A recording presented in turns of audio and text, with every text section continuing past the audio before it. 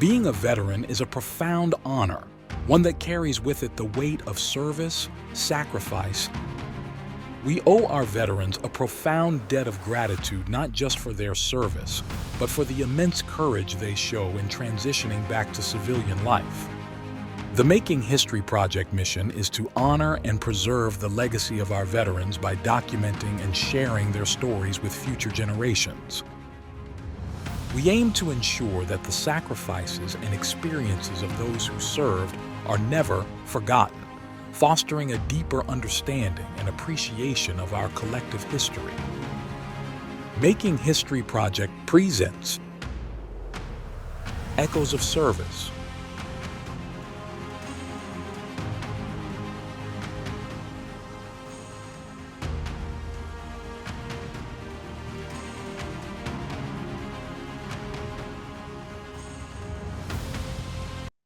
Okay, perfect. Are you good to go, Greg? All set, yep. All right, excellent. This is Patrick Russell. I'm interviewing Greg Chislett for the first time. This interview is taking place on Monday, August the 19th of 2024. Interview is taking place in Greensboro, North Carolina. That's where you're at, right, Greg? That's correct, yep, Greensboro. All right. And this interview is being conducted by the University of Miami, the University of Miami Veterans Resource Center, and the Making History Project. So how are you doing today, Greg? I'm doing great. It's a beautiful day in North Carolina. Woke up this morning, it was around 68 degrees. Unlike Miami, it's probably a little warmer, but yeah, doing great. All right. And let's start with when were you born? I was born in 17th November, 1959. That makes you how old today? 64 years old. Okay. And where were you born? I was born at Doctors Hospital in Coral Gables. Okay. Yep. And did you grow up in Coral Gables? I grew up in Westchester, Miami. It's a suburb, actually in Dade County is where the suburb is, Western Dade County. All right. And can you describe growing up in Westchester, what that was like? I think Westchester was one of the early developments that extended west toward the Everglades, and usual kids in the neighborhood attended elementary school. It was very common back then for kids to walk or bicycle to school, and spent my whole life in that neighborhood. Okay. And so I went to junior high school and high school in that neighborhood. And how big was your family when you were growing up? I have one brother, and then my extended family, I always say they immigrated. They all moved down from Boston. So they were living in Boston and came down. My parents came down on their anniversary, excuse me, for their honeymoon in 1950, I believe it was 1958. And hated Miami because it was hot, because it was September. And they actually stayed. I mentioned my uncle's a graduate. He was at law school at the time.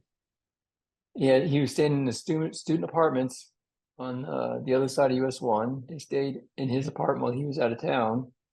No air conditioning, and they swore they'd never come back to Miami. And so they did return to Miami, and the rest is history. We lived there.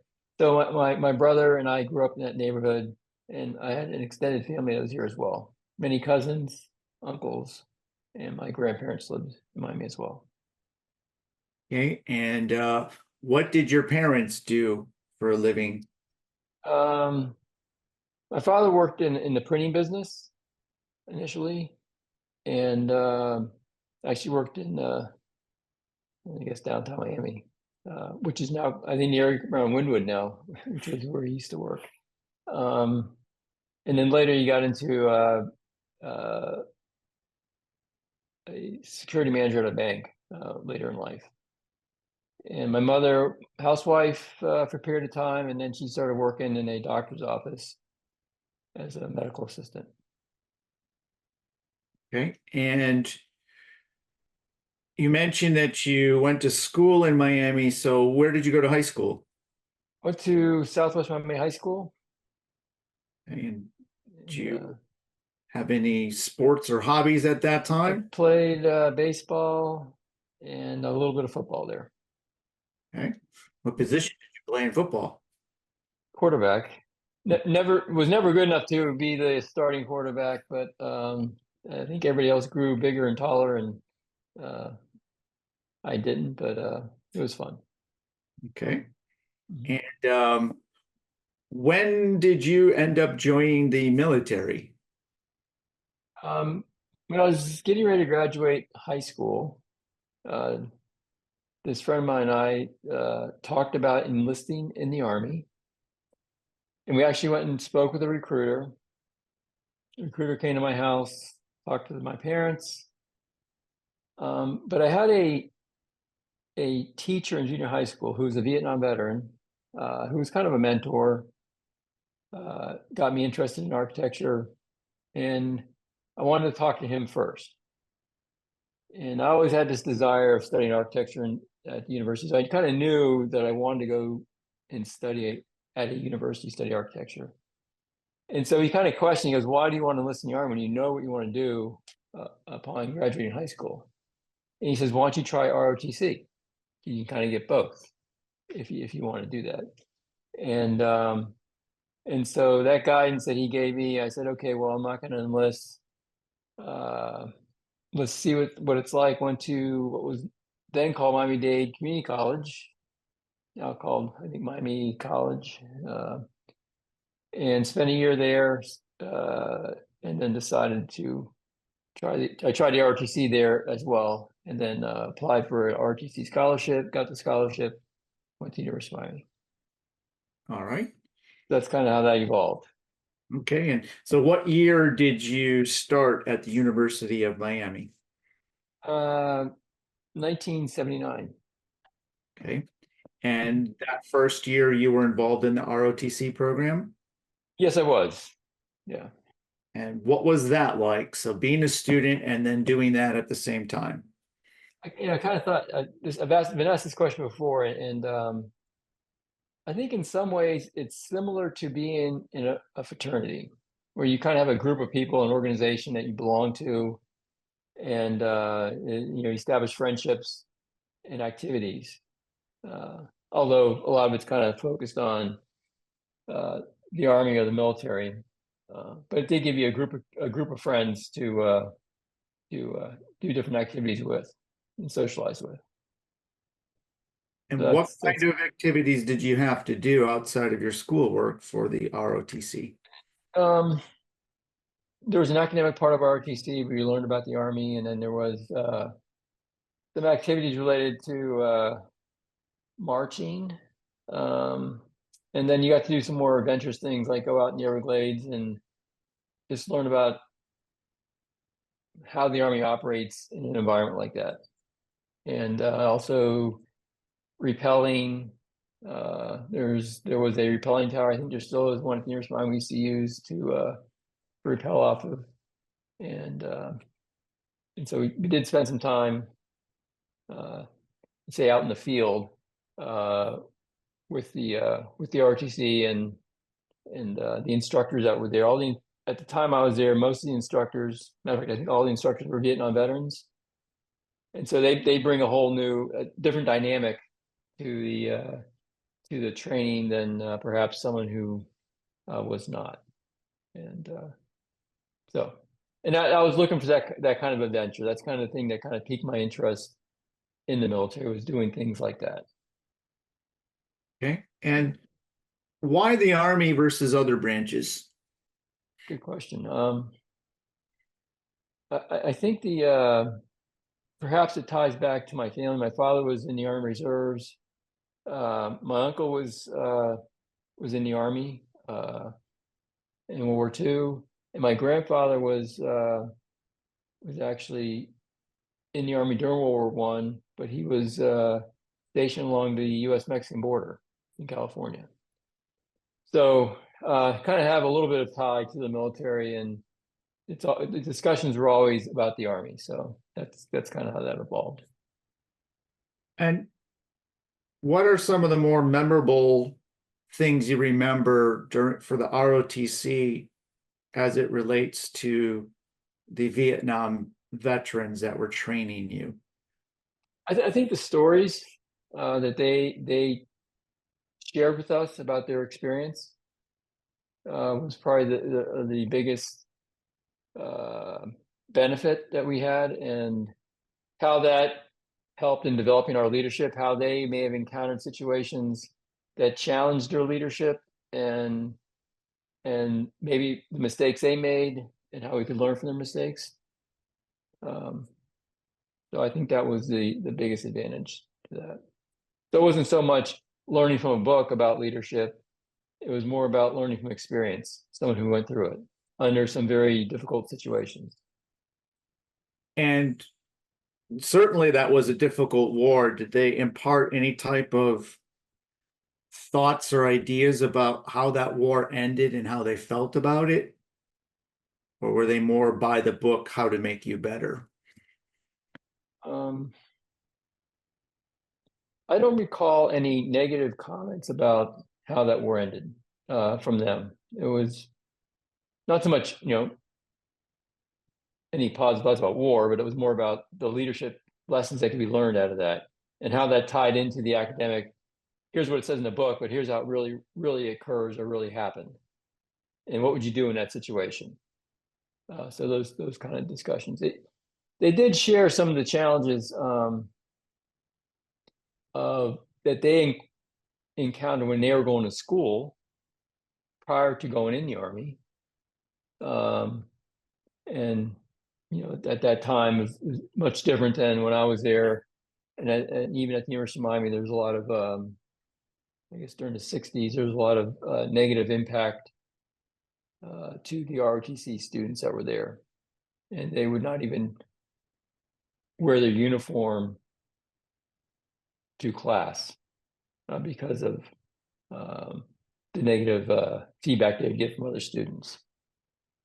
So they did share some of that with us, but nothing post-war or what happened with the war. Okay. And how did your family feel about you entering into ROTC and the military service?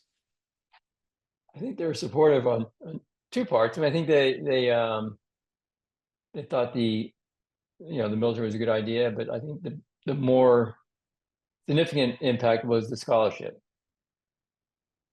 since they were going to pay for school. So that was a huge impact. Yes. Okay.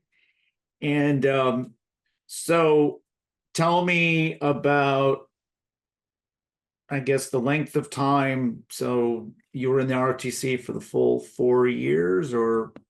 Yeah, so it was actually I completed 1 year of school at Miami-Dade College, got a 3-year ROTC scholarship that gets me to 4 years, and then architecture, I think it still is a 5-year program, had to complete 1 year of school. And during that last year of school, I participated in the Army Florida National Guard for that last year. More just gives you a little bit of money, spending money every month, and we got to do some interesting things with that year at the National Guard. And then after the 5th year of when I graduated, the 5th year of architecture, that's when I actually got commissioned, went on active duty. Okay. So what was interesting about that National Guard service that last year? Yeah, it was there's actually a couple of us that did that. It was a special forces unit. And I've always had kind of an interest in that. And when I was in ROTC, I had a chance to go to airborne school at Fort Benning. And so part of that year in the National Guard, we got to do a lot of that. And so you may have heard about the typical weekend warrior kind of thing. We would do things like get on an airplane, fly to Arizona, jump into the desert, run around for a day, fly back to Florida, jump out of the airplane, and then you're back in class on Monday morning.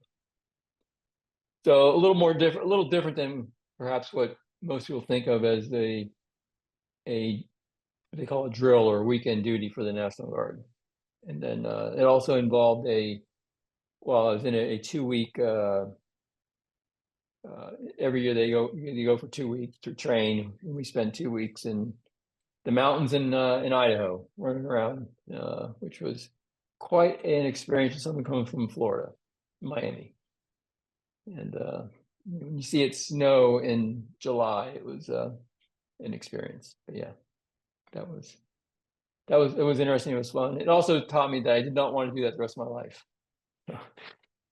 So Now the elevation change must have also been yeah, absolutely. Climbing down the mountains was quite an experience. Yes.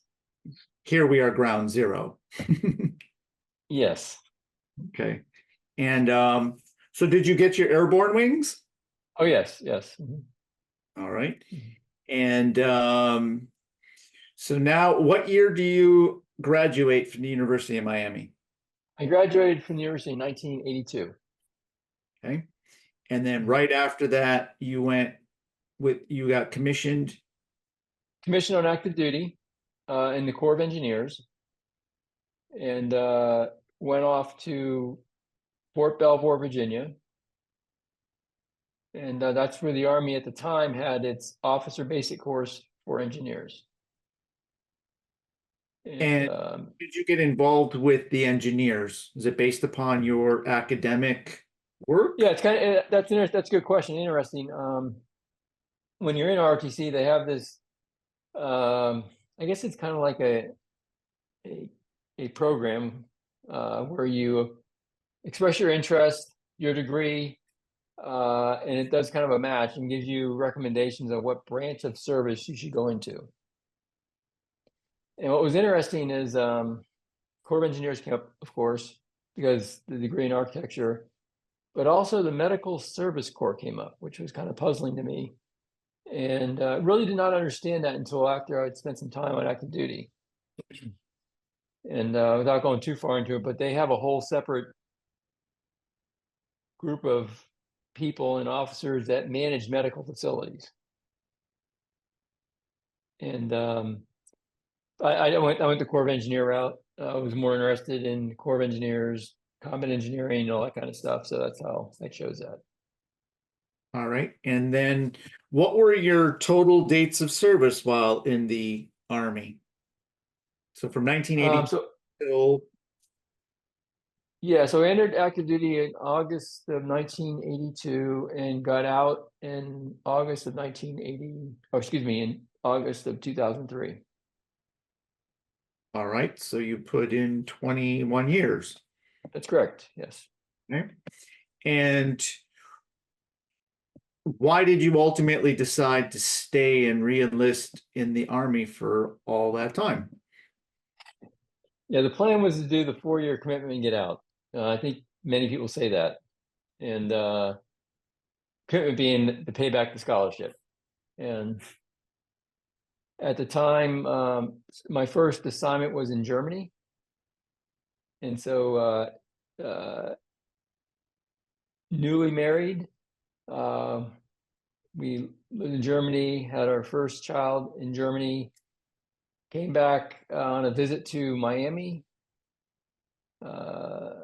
And this was what the mid 80s. The economy wasn't doing too well.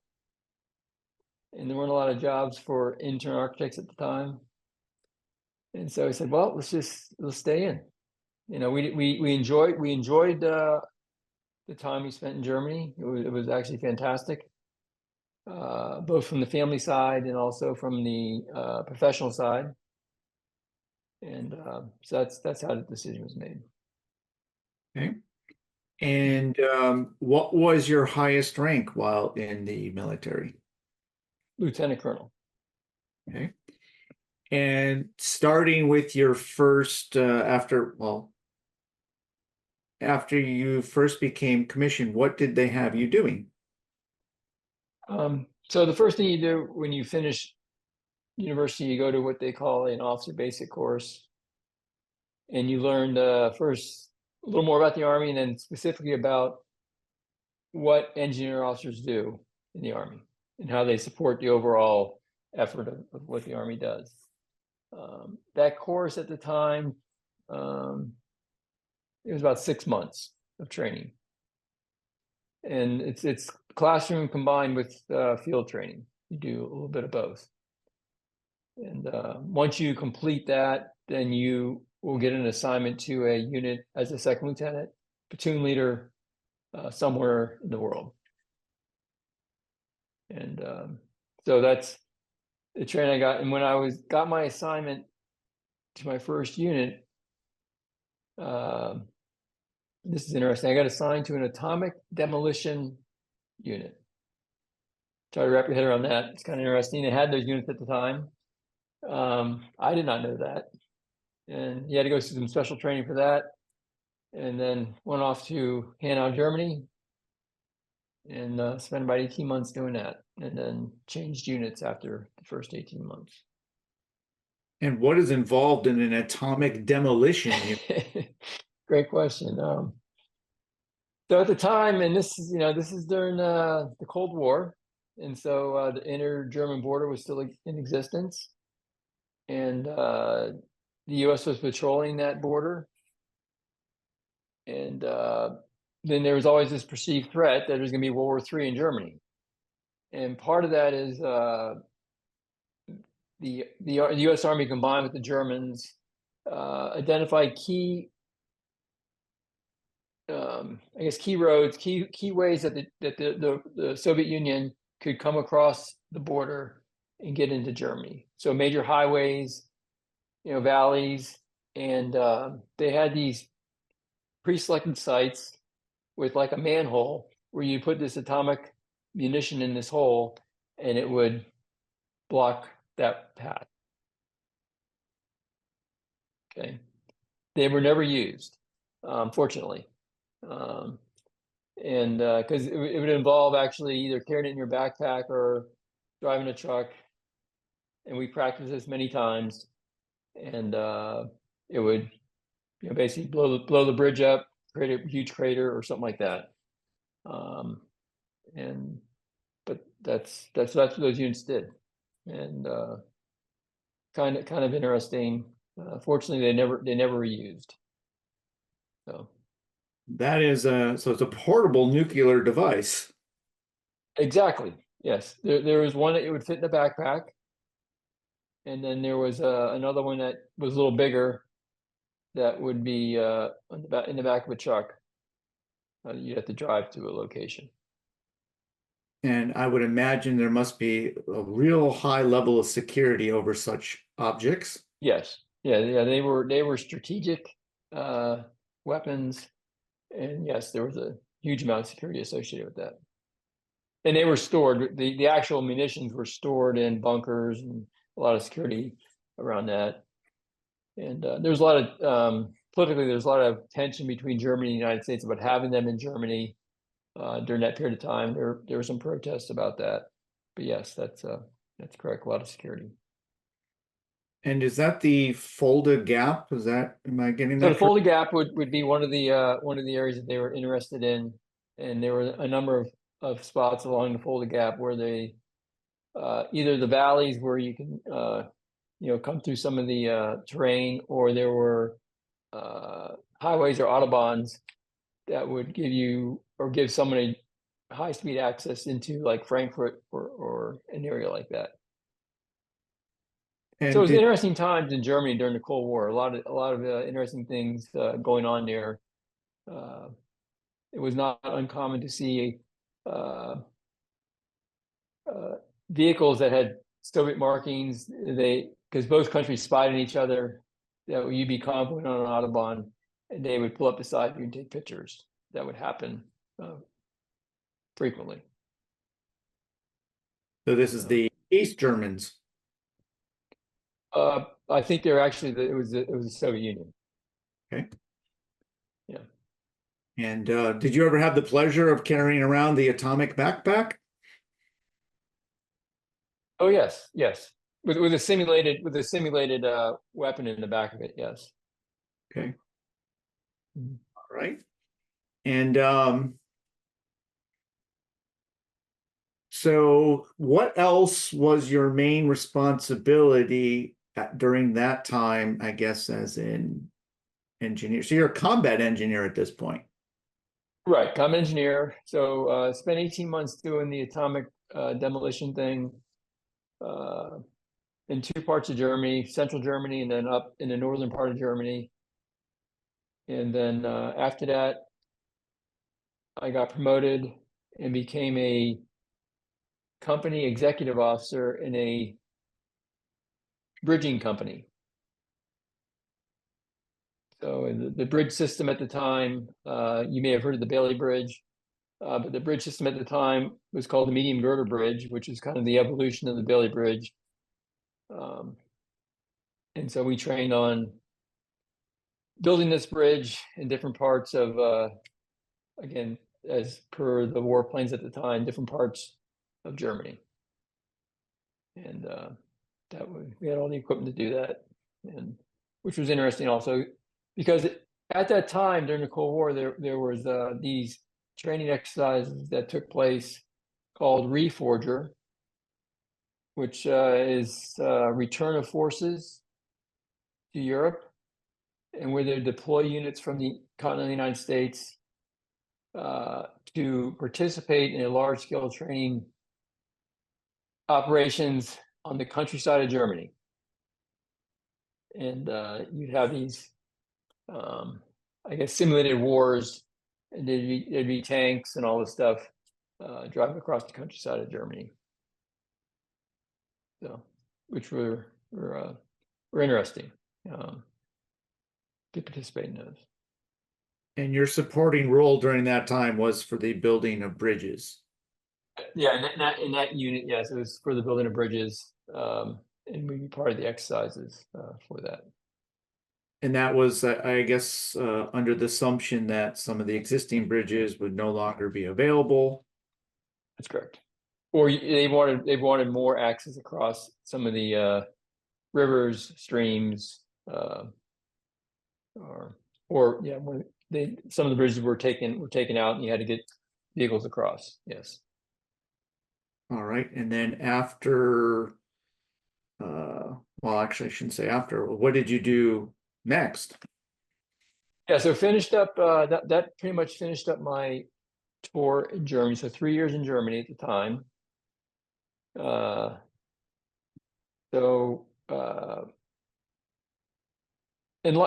I guess it's important. Life in Germany is pretty good for a second lieutenant living there.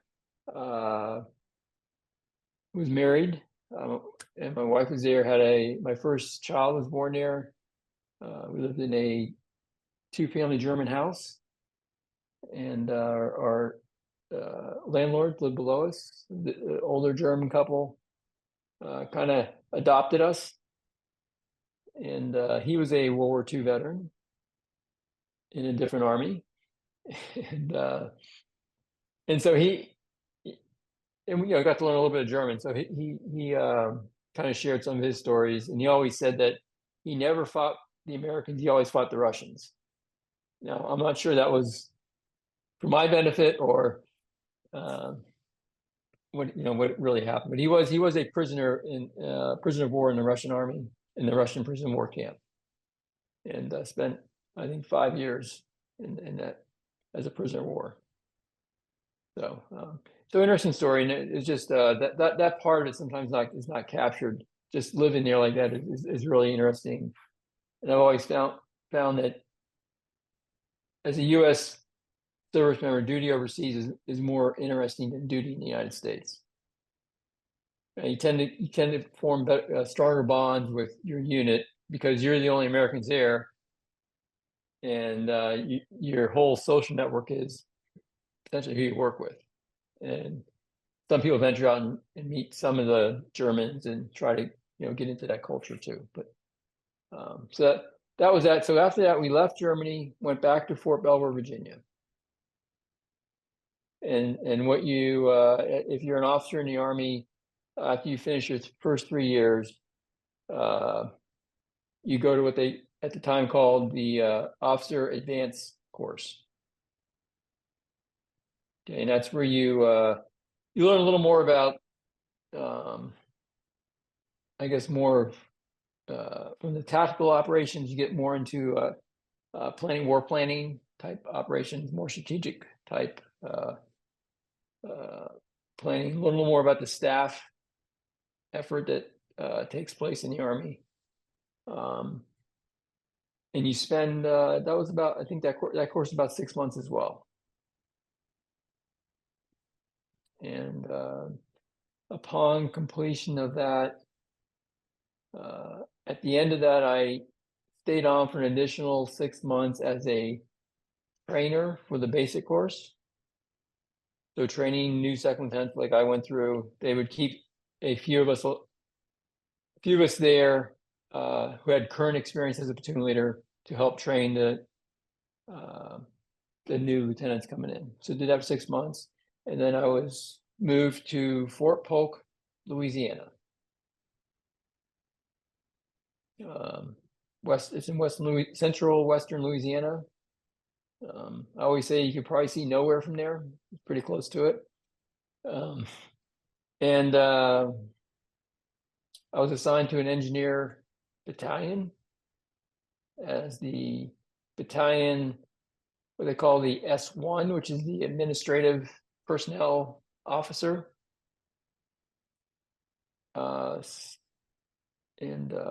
At that time, the training that took place was not so much going to Germany anymore.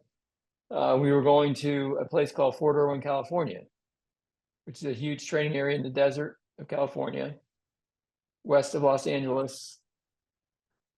And we'd go there and do a month of training, come back to Fort Polk. And I spent, I guess, about a year as the S1. Then I was assigned as a company commander in a combat engineering battalion. And did that for 2 years. And then had the opportunity, the Army's going to send me to graduate school. And the Army sent me to Georgia Tech to get a master's degree in engineering. And did that for 18 months. And then from there went to Wilmington, North Carolina. And in Wilmington, North Carolina, they have an Corps of Engineering district. Corps of Engineers has districts all around different parts of the United States. And engineer officers that went to graduate school where the Army paid for it, you either were going to go work in an engineer district where you're like a project manager, or you're going to go teach at West Point. Those are kind of the two things that you would do. And so I went to an engineering district in Wilmington, North Carolina. That district's primary function was working on coastal protection, so erosion from the ocean, and then also flood control in North Carolina area, both protecting small communities and also ensuring that the coastal waterway is maintained in that part of the United States. And we did some small construction projects in support of some small Army operations that were in North Carolina at the time. That was about 2 years there. And then I was assigned to Washington, D.C. And I was working as a facility engineer in an operation that was classified, but permanently maintained some facilities for that mission. And did that for 2 years. Got an assignment in Washington, working for the Saudi Arabian, the Office of the Program Manager of the Saudi Arabian National Guard program. The Army had a program where they were providing training to the Saudi Arabian National Guard, and they had an office in Washington, D.C. where they were supporting the effort in Saudi Arabia and also providing trainers. And I was working, I was trying to facilitate either recruiting people who want to go over there and work. Yeah, so recruiting other Army officers to go there and work, and facilitating anything they need from the United States. It was very interesting. I didn't know that whole mission existed, and the amount of effort the U.S. Army was giving to Saudi Arabia at the time, and the facilities that were over there. Did that for a little over a year, and then I was given an assignment to go back to Germany. And but this time it's my wife and I have 2 kids, and we're flying back to Germany with all our stuff, household goods and everything, and got assigned to the U.S. Army Europe headquarters in Heidelberg, Germany. And I was a exercise planning officer, working on planning exercises that the U.S. Army would participate in with the southern NATO countries. So Italy, Greece, Spain, Turkey, and so working with them. Spent a lot of time in Italy with meetings, and it was always interesting seeing some of these countries get together and hash out how we're going to do exercises. Watching the Greek contingents getting arguments with the Turkish contingents, and it was really interesting. And got to do some travel into Tunisia and other countries for that. Just got a whole different perspective of what the Army does as far as participating in training exercises of other countries, and how that whole NATO operation works. And at this time, I'm a major at this time, so I got promoted before I left United States, and so now when you're a major, you're kind of a staff officer working in headquarters like this at the Army level, and did that for about 18 months, and then I got an assignment as the executive officer of an engineering battalion. And so that's the commander, the executive officer is the second person in charge, which is kind of a stepping stone for an Army officer. That unit was the 94th Engineer Battalion, and they were located in Vilseck, Germany, which is it's a little bit north of Nuremberg. There's a big training area adjacent to it called Grafenwehr, which originally was a German training area, and then after World War II, the occupation, the United States took it over, and they use it for their training area now. Spent 18 months doing that, and it was sent back to the United States, and came back to the United States and was assigned to the Fort Worth Engineering District with the Corps of Engineers, where I was deputy commander of the district headquarters. In Fort Worth, several missions. They did a lot of construction for the Army there, managed construction projects in Texas, different Army installations in Texas, as well as some flood control projects on some of the waterways, rivers that go through Texas. Got promoted while I was there to lieutenant colonel, and was assigned to the U.S. Army Medical Command as their command engineer at Fort Sam Houston, Texas.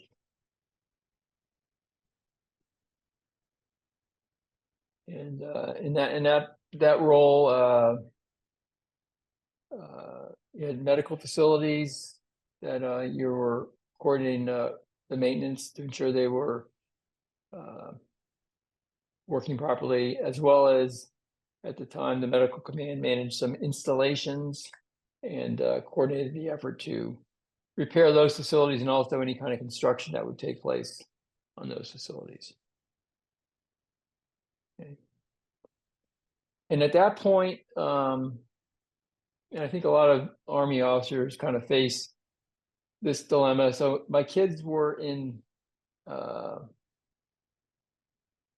high school. And it's one of these things where do you take them out of school and move to another assignment? Or when you're about at that point, when you're ready to retire, you can retire. You have 20 years. I had 21 at the time. You kind of got to make a decision.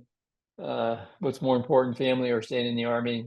And I think I had enough of the Army at that time, and I decided to retire. And so a lot of my kids graduate from the same high school they started in, and my wife started her own business. And that's when I was fortunate enough to get a job with the Army as a civilian. They were standing up a new command to manage all the installations in the Army, and was able to go work for that organization.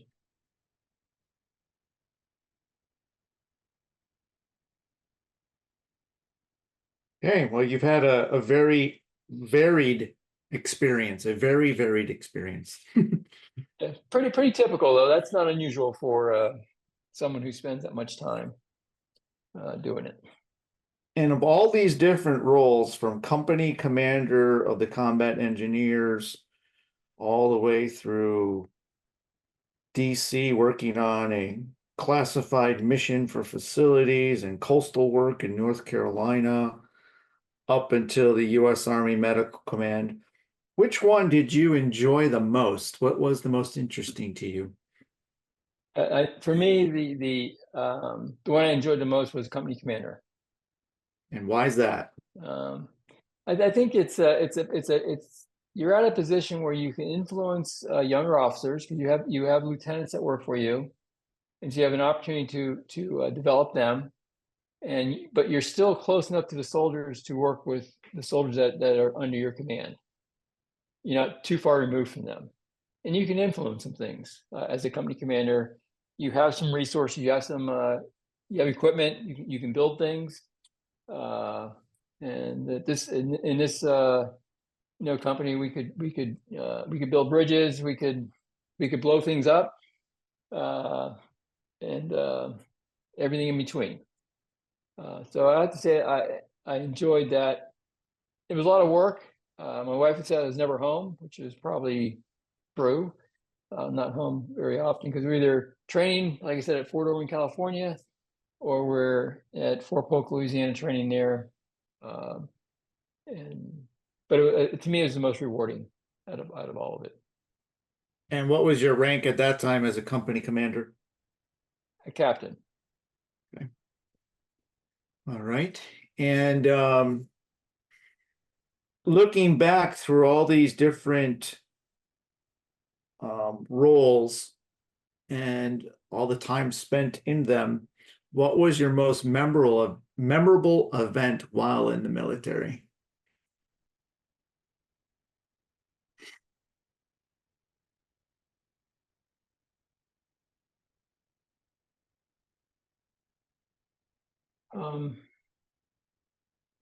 It's hard. It's kind of difficult to pinpoint to one event. But I think again, I think it ties back to the company commander time, where you take an organization, you train them, and you deploy them to a training event in California from Louisiana, and you are successful as an organization doing that because you spent time training an organization, training subordinates, and you come back from that. All that effort is very rewarding, and it's only because you have some good people that are working with you, and you have some senior officers who trust that you can do that, and all that has to come together to make it work. And I think that's probably one of the most rewarding things. And that really kind of pays dividends in the future assignments where you're more of a staff officer coordinating with, the Italian army or the German army to plan events. But you get that foundation of having to go through all that and do it all before you have to actually plan it at a higher level. So Here's I a would say that was slightly probably different question. Did you ever have like an, oh my gosh, did that really happen moment? we were driving on an Autobahn going to northern Germany, and I was in a Jeep, had a trailer behind. I was in a Jeep, and we're going past the convoy of these trucks, and I saw the trailer of one truck disconnect and come into the lane of traffic, almost caused a huge accident, and went back, and we pulled over and solved that problem. Yeah, that was. I can't believe that happened. Yes, All right. no one got hurt, and we're all okay. And yes. All right. And how about this one? What was your proudest moment while in the military? Yeah, there's a lot of them. I mean, a lot of things happen when you spend 20 years. So it's, your kids are born. My kids were born while I was in the military. That was a pretty proud moment. And they stuck with me the whole time while I was in the military. I think they hugely benefited from the experiences that they had going through that. Because they moved many times with me. We had 20 moves in those, or 15 moves in those 20 years. So different locations, different schools. So I think the family part of it is proud to go through all that and to still have kids that talk to you and enjoy that. From the army standpoint, as far as proud moments, I mean, there are many little events. I don't think I can nail down one single event that happened. It's you just there's many, and I think also the relationships you establish, and it's very interesting as you step back and look at it, because you move around quite a bit, but every time you move around, you're around people you may have never met before, but it's like an instant family, and instantly there's trust. They know what your background is, you know what their background is, and you can go out and accomplish something. And I think that's unusual. It doesn't always happen in like maybe private sector or other corporations. And because there's no time to develop this relationship and develop trust. You're thrown into something, you got to perform. And I think that aspect of it is probably the thing I miss the most. It's just the camaraderie that comes with it, the teamwork that comes with it, and that was experienced pretty much no matter where I went on active duty in the Army. Okay, now let's talk a little bit more about the University of Miami. Okay, go Canes! Yes. How did the University of Miami and the ROTC program prepare you to be a good soldier? Yeah, great question. So I guess up front, I have to say that there was when I tell people I studied architecture and it was also an RTC, scratch their heads and say, "Why'd you do that?" Because not many people do that. And but I had, my left and right side of the brain were wanting to do different things, and so I did do that. The way that the ROTC and the University of Miami developed me for be a good officer in the Army. So I think for the first thing is, and I'll go back to what I said previously, is the cadre or the instructors that were there for ROTC were very instrumental in kind of, taking this kid who started out with long hair and grew up in Miami, wearing sandals or flip-flops and more focused on going to Key Biscayne, going to the beach or something like that, into someone who's ready to go in the Army. And I think their leadership and their experiences really help mold me into that person. Now, combine that with the academics that I was getting through the University of Miami, studying architecture, and there's, it's not just drawing buildings. There's a lot more behind that. The engineering aspects of it, which I tended to lean toward more than the art part of it, although I enjoyed both. And so that kind of gave me the technical background to do something like the Corps of Engineers, where you're doing combat engineering, but you also learn a lot about building bridges, calculating different amount of explosives you need to blow something up, or other logistical calculations on how much material you need to go and build a bridge, a building, a house, whatever it may be. So it kind of balanced out both ways. I got to play in the dirt and learn all those things, jump out of airplanes, but also got a good foundation, academic foundation. And then of course with the university, it facilitates the social aspect of it. So the people you're going to school with, both from the ROTC side and also in your other classes, it does provide a good platform for socialization, whatever it may be. Sometimes too much socialization, maybe one happy hour too long at the Rathskeller or something like that. But all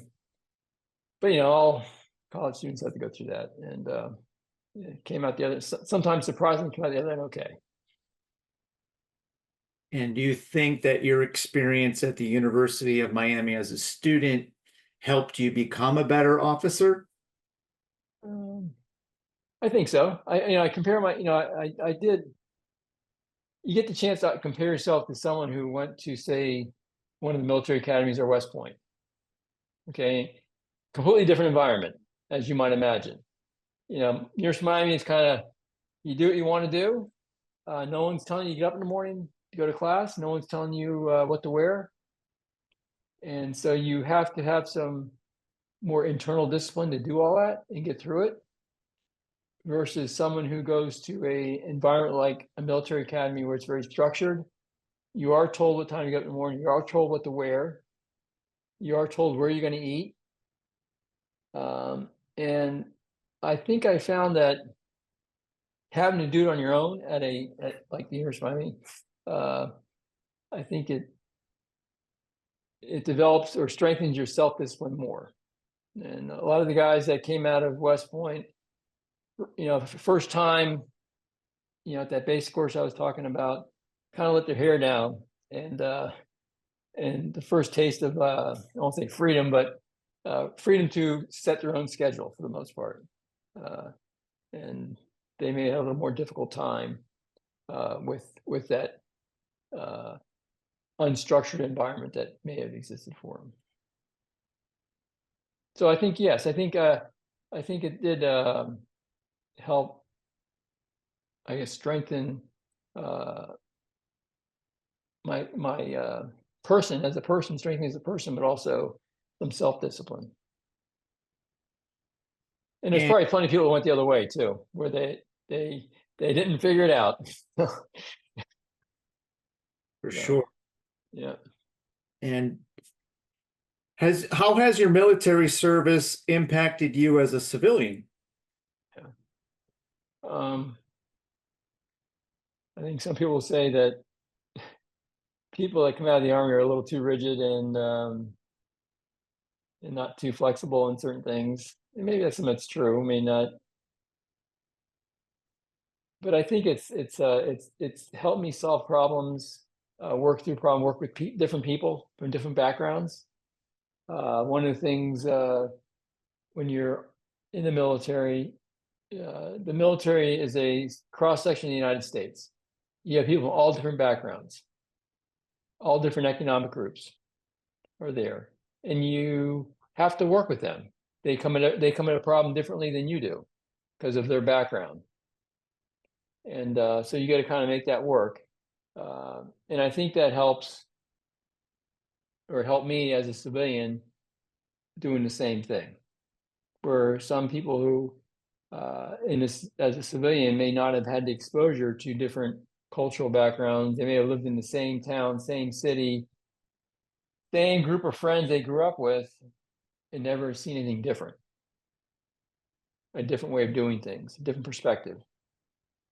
And so I think that really, enables you to work together as a team to solve problems, and a team of different people, and come up with different ideas.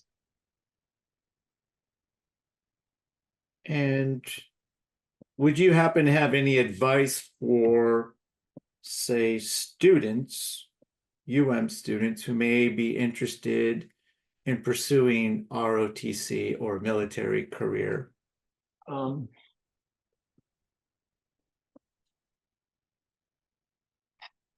The first thing that comes to mind is they should do it. I think it's just something that, as an American U.S. citizen, I think that service to your country is important, and somehow, some way, doesn't necessarily be the military, but I think the military provides you a lot of opportunity to see different things, change your perspective on people and how things get accomplished. And I think no matter how long you stay in, whether it's 4 years or 21 years, you're going to be a changed person coming out of it. And I think that no matter where you work when you come out, you're going to bring all that to that new employer as a better person to do whatever you do, whether working in manufacturing, managing a McDonald's, or whatever you do. You're going to have that discipline instilled in you. And I think it's time well spent. And I think a lot of kids nowadays are racing through school to get that first job, to make the first paycheck, and not developing those skills, maturing a little bit before they get into that their career, whatever it may be. So who knows? You try it. I mean, it's something that you're going to get paid while you're doing it. Great benefits, and when you come out the end, I think you're more marketable coming out. If you're looking for employment, I think a lot of companies look for veterans because of that experience that they have. So yeah, I think it's something to try. And I think if you're a UM student and you are not sure, take a class, see what it's all about. And it's not that hard to do. And if you don't like it, it doesn't fit your mold, then you tried it. You said you gave it a try, but you won't know until you try. And who knows, you may find something you like. So.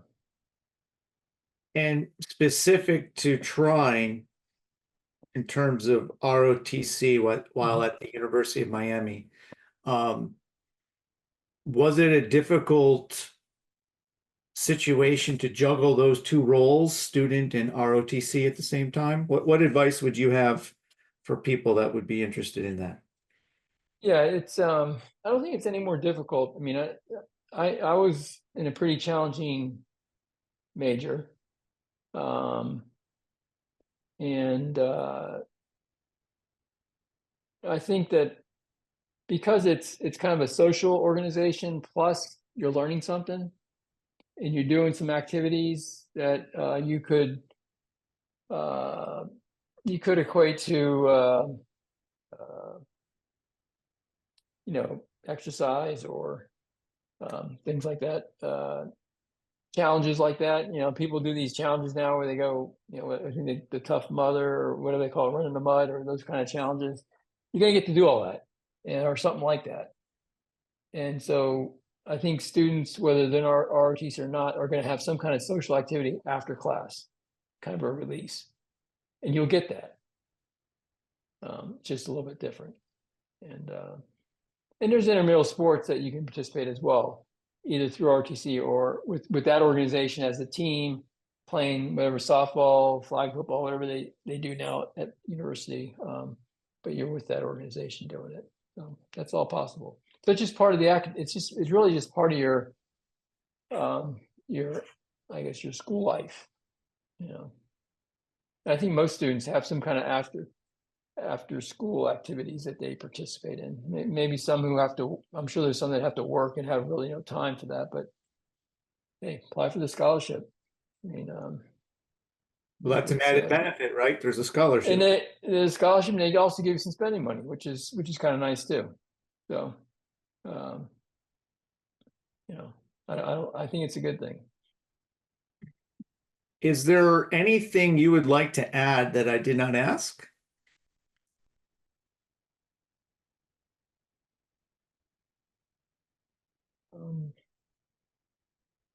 No, I think that it's been my experience. I do have some kind of lifelong friends that I went to school with who were in ROTC, also served in the military, not quite as long as I did, but I think you do develop those friendships because you have unique, similar experiences, which helps with that. And that's probably not any different than, say, someone who went through university in a fraternity or something like that. You develop some friendships like that, and I think that's a positive thing. And I did enjoy my time at the university, as well as the 21 years I spent on active duty as a soldier, and then beyond that, working as a civilian where we supported soldiers. So I did enjoy all that, and I think it was I did not pursue an architecture career, and I think the problem with that is I think computers got ahead of me, and when I was studying architecture, we were drawing on paper, and it's all computerized now, and I think that's it's like learning a language. If you don't grow up with that language, you don't learn it. So anyway, that's it. That's all I can add. Okay. And then one final question. Is there anything you would like to tell future generations? Just any future generation. I think that just as someone who lives in the United States, I think this country is a great place, a great country, and service to this country is important. Whether that service is with the military or some other way, to serve the country, I think it's important. That's part of how the country works, and I think every future generation, someone coming up, future generation ought to consider some kind of service to the country, and I think that's important. And you can learn something from it. So. Okay, well, Greg, thank you so much for speaking with me today and sharing your stories and memories, not only from your military service, but also from your experience at the University of Miami. And I'd like to thank you for everything that you've done for our country during those long 21 years. So go Canes. It went fast, yes, go Canes. The honor of being a veteran is not just in the recognition by others, but in the deep personal pride of having fulfilled a sacred duty. In celebrating veterans, we acknowledge the strength, resilience, and integrity that they represent. Through dedicated research, heartfelt storytelling, and community engagement, it ensures that the legacy of service endures and that future generations never forget the courage and dedication that have shaped our world. The Making History Project is dedicated to honoring and preserving the voices of our veterans. Thank you for your support.